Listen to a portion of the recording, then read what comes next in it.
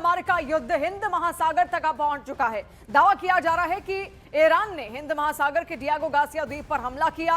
Garcia Iran से लगभग 4000 kilometre दूर मौजूद है। ईरान ने डियागो गार्सिया पर 2 बैलिस्टिक मिसाइलें दागी हैं। डियागो गार्सिया बेस पर यूएस के मिलिट्री बेस पर हमला किया गया। डियागो गार्सिया बेस पर यूएस के B-2 बमर तैनात हैं। हालांकि अमेरिका ने इन दोनों मिसाइलों को मार गिराने का दावा किया है और सवाल यह कि क्या ईरान ने 4000 किलोमीटर दूर तक मार करने वाली मिसाइल बना ली है। डियागो गार्सिया पर हमले ने अमेरिका की नींद तो उड़ा ही दी है और मिडिल ईस्ट के बाहर ईरान का अब तक का सबसे बड़ा हमला भी है। सवाल यह भी है कि क्या ईरान की मिसाइल रेंज सार्वजनिक रूप से बताई गई सीमा से कहीं ज्यादा अधिक हो सकती है।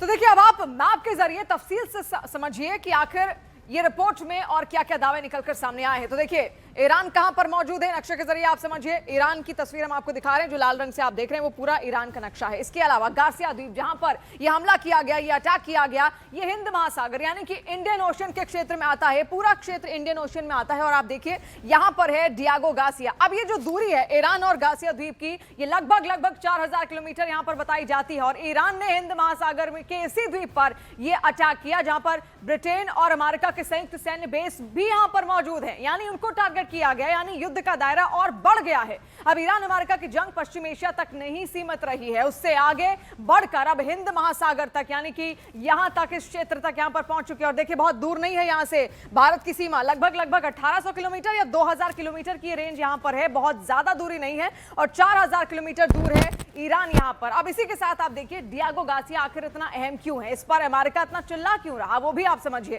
तो देखिए, हिंद महासागर में एक छोटा सा द्वीप है डियागो गार्सिया, ये हमने आपको दिखाया भी, जहां पर यह अटैक ईरान की ओर से किया गया, जिसको कि विफल बता दिया गया है अमेरिकी सेना की ओर से। इसकी रणनीतिक अहमियत बहुत ज्यादा बड़ी है। डियागो गार्सिया में ब्रिटेन का मिलिट्री बेस है।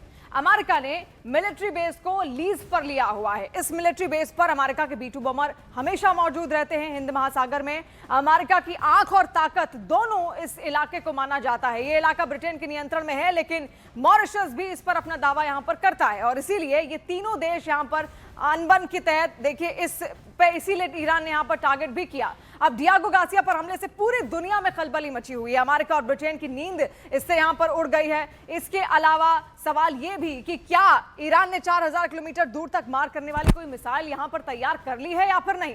ईरान के पास घोषित क्षमता से कहीं अधिक रेंज वाली IRBM मिसाइलें भी हैं। इसके अलावा डियागो गार्सिया देखिए ईरान से करीब 4000 किलोमीटर दूर है। ये जो दूरी आप देख रहे हैं 4000 किलोमीटर दूर की दूरी है। और इतनी रेंज वाली मिसाइल शायद ही ईरान के पास उससे पहले ये संयोग ही था। लेकिन डियागो गार्सिया ईरान की घोषित मिसाइल रेंज से बाहर आता है। अगर हमला हुआ है तो क्या ये अमेरिकी इंटेलिजेंस की चूक नहीं है। अगर ईरान के पास इस रेंज की मिसाइलें हैं तो पूरा यूरोप युद्ध क्षेत्र बन सकता है। ईरान की ओर से मिसाइलों का घोषित रेंज 2000 किलोमीटर ही है। क्या रूस, चीन की मदद से ईरान ने 4000 किलोमीटर रेंज की मिसाइल यहां पर बनाई, क्योंकि यह हमला वरना मुमकिन नहीं था। अब देखिए, ईरान से उठी जंग की लहर अब सिर्फ खाड़ी तक सीमित नहीं रही और यह हिंद महासागर तक भी पहुंच चुकी है। आप देखिए, इसके अलावा इस लहर के केंद्र में है छोटा सा द्वीप, लेकिन ताकत इतनी कि पूरी जंग की दिशा बदल सकता है। इसका नाम है डियागो गार्सिया। तो क्या यह द्वीप अब अगली बड़ी कार्रवाई का लॉन्च पैड बनने जा रहा है?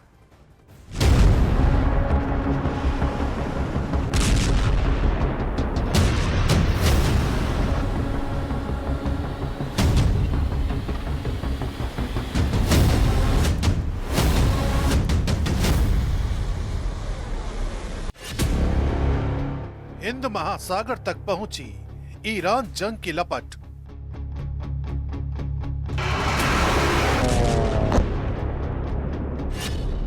डिएगो गार्सिया बेस पर बैलिस्टिक मिसाइल से प्रहार।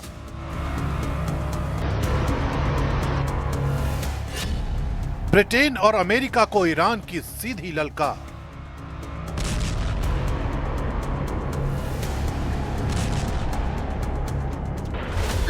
जिस बात से दुनिया दहशत में है, वही घड़ी नजदीक आ रही है।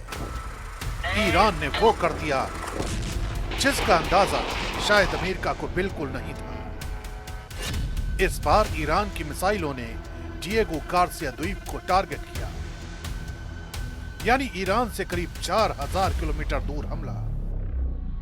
सीधे ब्रिटेन और अमेरिका को चुनौती। स्ट्रीट जर्नल की रिपोर्ट के मुताबिक ईरान ने अपनी लंबी दूरी के बैलिस्टिक मिसाइल प्लेटफॉर्म का इस्तेमाल किया।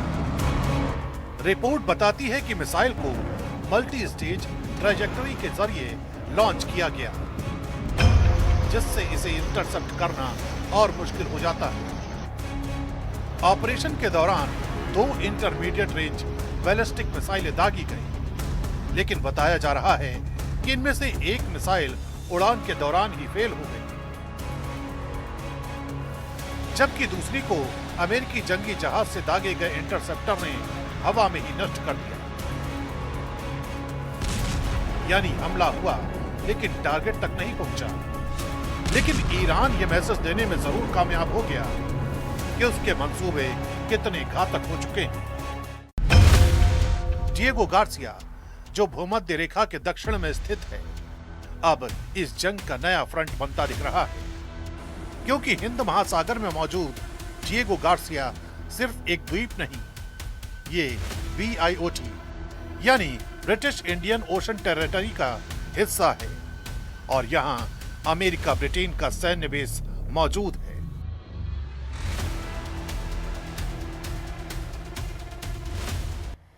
दरअसल ये हिंद महासागर का सुपर पावर बेस है। आप इसकी लोकेशन भी समझिए, अब क्योंकि ये कहा जाता है कि लोकेशन प्लस मिलिट्री ताकत plus geopolitics is equal to super अहम बेस, इसको जो ये बनाता है, और इसी वजह से इसकी अहमियत अपने आप में बहुत खास अमेरिका के लिए हो जाती है। देखिए, यहाँ से चीन पर नजर रखना बहुत ज्यादा आसान है, बेहद अहम भी है, इसीलिए इस बेस को यहाँ पर रखा गया है अमेरिका और यूके की ओर से।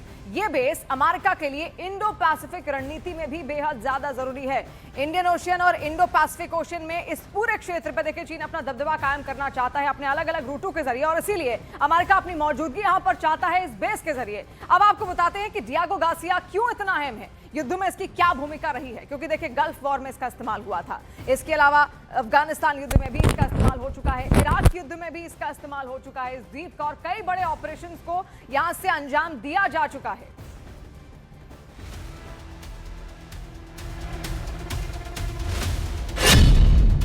यहाँ लंबी रनवे वाली एयरफील्ड है, जहाँ B-2, B-52 और B-1 जैसे स्ट्रेटेजिक बॉम्बर विमान आसानी से ऑपरेट कर सकते हैं और सीधे लंबी दूरी के हमले कर सकते हैं। गहरे पानी वाला ये पोर्ट एयरक्राफ्ट कैरियर और परमाणु सबमरीन तक को संभालने में सक्षम है। यहाँ पहले से ईंधन, हथियार और सैन्य साजो सामान का विशाल स्टॉक मौजूद रहता है, ताकि किसी भी वक्त ऑपरेशन शुरू किया जा सके। सैटेलाइट कम्युनिकेशन, स्पेस ट्रैकिंग और इंटेलिजेंस सिस्टम इसे एक ऐसा कमांड सेंटर बनाते हैं जहां से पूरी जंग को कंट्रोल किया जा सके। यही वजह है कि डिएगो गार्सिया को हिंद महासागर में अमेरिका की सबसे बड़ी रणनीतिक ताकत माना जाता है।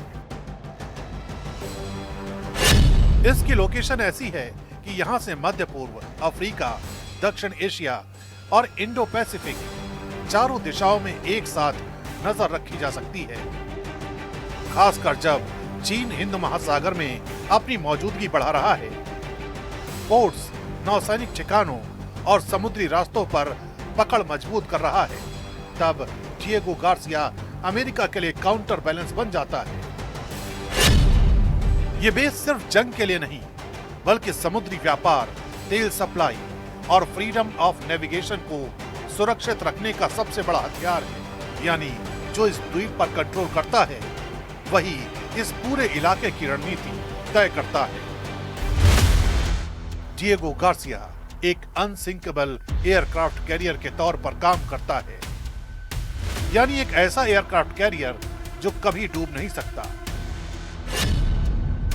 अमेरिकी नौसेना इसे फुटप्रिंट ऑफ फ्रीडम कहती है, क्योंकि इसका आकार पैर के निशान जैसा है। इसे 99 साल के लीज पर अमेरिका ब्रिटेन के नियंत्रण में रखा गया है। तो संदेश बिल्कुल साफ है, ईरान अब सिर्फ जवाब नहीं दे रहा, बल्कि खेल का मैदान बदल रहा है। हजारों किलोमीटर दूर डिएगो गार्सिया को निशाना बनाना बताता है कि उसकी मिसाइल पहुंच अब सीमाओं की कैद में नहीं रही। हमला भले ही नाकाम रहा हो, लेकिन इरादा साफ है। ईरान अब सीधे अमेरिका और ब्रिटेन को चुनौती देने की स्थिति में खड़ा है।